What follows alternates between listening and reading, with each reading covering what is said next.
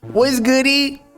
It's your boy, Baba Lamb. Welcome to everyone who's just joining the stream. Yes, it is correct, or at least allegedly, that 24kGoldn. And this isn't to hate, bro. This isn't to hate. I actually played basketball with him. Nice guy. With Ty Fontaine and others. There was actually like a famous Fortnite streamer from way back in the day in the same game. But regardless, you know, it's turning into some like smoke perp type shit when you're selling your tickets for $1 a piece. Like, yo, I thought we was in inflation. I thought tickets were supposed to go to like the price of eggs, at least like $6 per carton, you know. But nah, man. Like, and some TikToker exposed it. The fact that people were trying to compare 24kGoldn to J. Cole. What? Were they really? And again, this is not to hate, and a lot of people were saying that 24kGoldn was an industry plant. Now, from my understanding, from people I've talked to within the industry and whatnot, like 24kGoldn actually wrote a lot of songs for people, including, I believe, Ian Dior. After Internet Money did all that. So yes, Ian Dior was an industry plant. They ended up being one. But yeah, so it's just an unfortunate time. I don't know if he's an industry plant. I don't have the effort to like dig too much into him necessarily. But let's just get into this TikTok and see what's going down, because this guy seems to have the sauce. That streaming numbers mean absolutely nothing when it comes to actually having a fan base. 24kGoldn has almost 20 million monthly listeners, almost 20 million, and he's selling tickets for $1. Like, smoke purpose, like a little bit, you know, you can expect the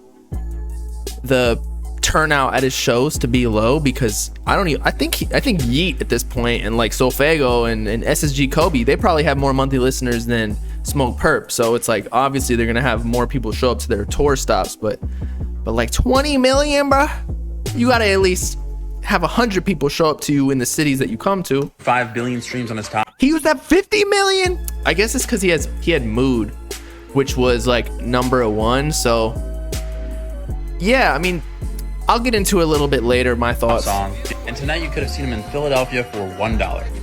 $1. Tell me, y'all. Tell me, chat.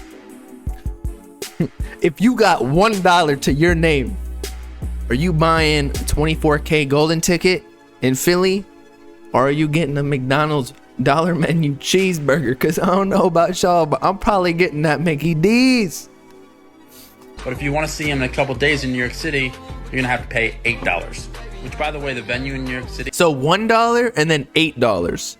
Mind you, it was in New York. New York is a bit more expensive, right? It's a higher cost of living than Philly, so maybe that's why it was boosted up to $8. Is only a 500 capacity venue, which means someone with 20 million people listening to them on a monthly basis can't sell out 500 tickets in New York City for one night.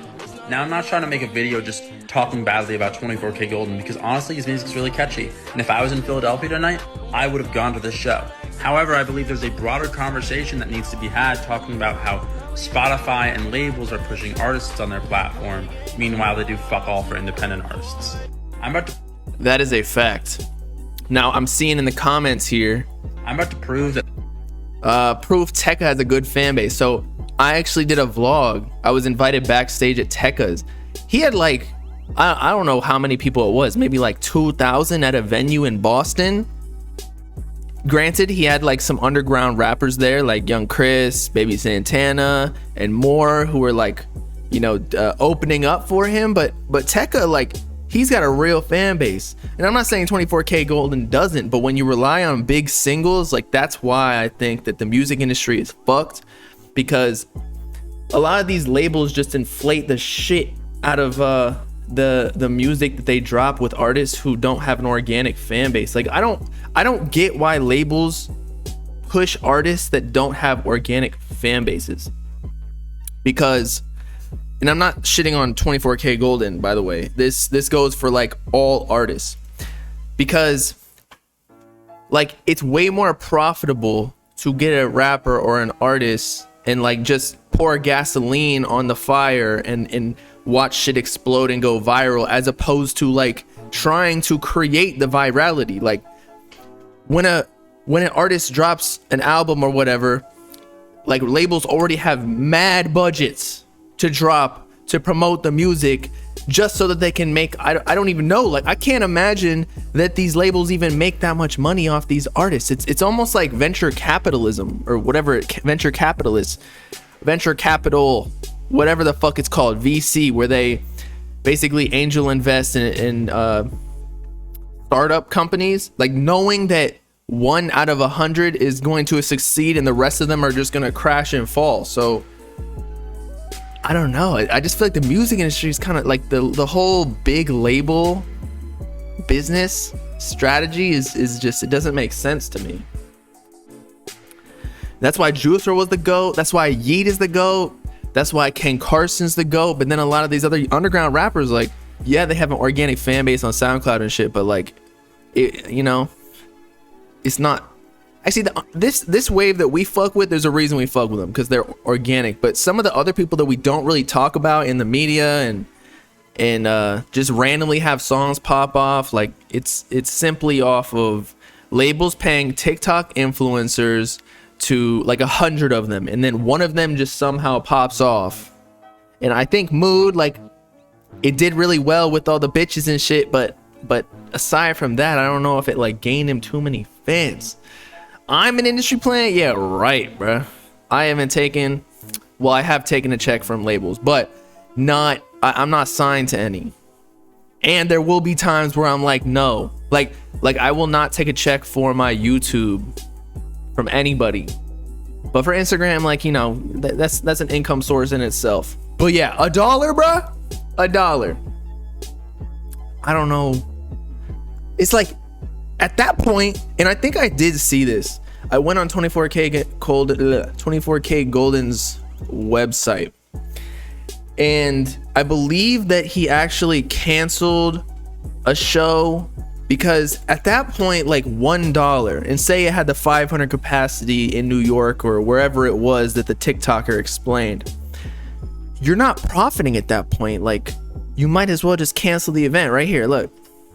Yeah, so this in Nashville, Tennessee, it looks like it's canceled, likely because, again, like if it's $1, man, you're not making any bread. There's no point of even going. That you're just doing a loss. That's a tax write-off, my guy. 24kGoldn has more listeners than Trippy, but Trippy's selling 4 million in tickets. Oh yeah, I saw that. Let's actually check that out.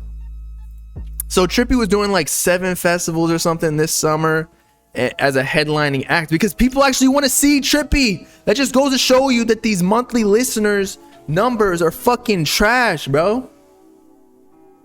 Like,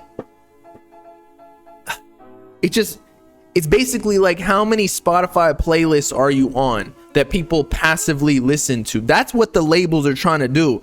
They don't give a shit about the organic shit. They don't care how many real fans you got, because honestly, with the business model the labels got, if it's a 360 or whatever, the labels actually get less from the touring and the tickets. They get more from the streaming. So yeah, of course they won't give a fuck if you have actual real fans. They care about the streaming numbers, which they can manipulate so easily. There's even a business that I've seen, I talked to a friend about it who's in it, where they literally will buy masters of like past catalogs, and then with their resources or connections, whatever, they'll put certain songs that they just bought the masters of that, you know, released like 15 years ago. They'll put it on different playlists and boost the numbers so that they can profit, and then they'll sell it. It's almost like real estate, bro. The music game is so stupid. Like, what happened to just making music and I don't know, like gaining fans? Like, isn't the whole point of music to like connect with people? And it's not cap. It's not cap, I promise you. And yes, it's like the stock market too.